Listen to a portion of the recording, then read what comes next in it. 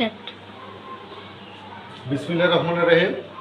সুপ্রিয় ষষ্ঠ শ্রেণীর শিক্ষার্থী বন্ধুরা, তোমাদেরকে আমি গত ক্লাসে সাধারণ ভগ্নাংশ আলোচনা করছিলাম। আজকে আমরা আরেকটি ভগ্নাংশের অঙ্ক করব। আমাদের পাঠ্য বইয়ের 18 পৃষ্ঠায় উদাহরণ 1, ষষ্ঠ শ্রেণীর গণিত বইয়ের 18 পৃষ্ঠা উদাহরণ 1 এর মধ্যে আছে 2 সমস্ত 5/2 কে সাধারণ ভগ্নাংশে প্রকাশ করে। কি? 2 সমস্ত 5/2 কে সাধারণ ভগ্নাংশে প্রকাশ করে।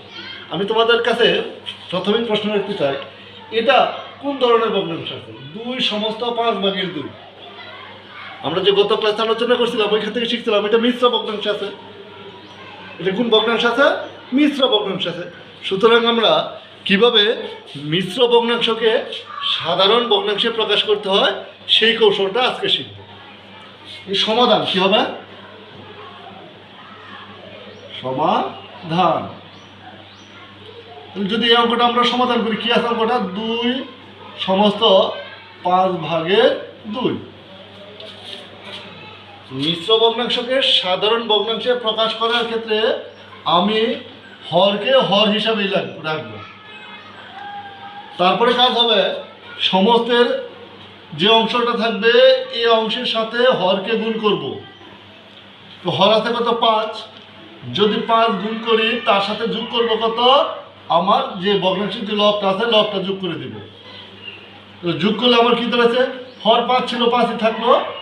5 দুগুণে 10, 5 দুগুণে 10, এমনি গুণ চিহ্ন আছে, তাহলে গুণেরটা আগে করলাম, 10 হলো। তারপর আছে যোগ চিহ্ন আছে 2, তারপর আমার কি দাঁড়ালো?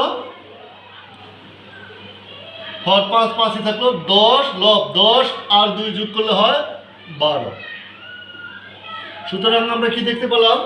2 সমস্ত 5/2 কে সাধারণ ভগ্নাংশে প্রকাশ করলে আমরা কত? 5/12 অংশ পেয়ে যাই। ধন্যবাদ।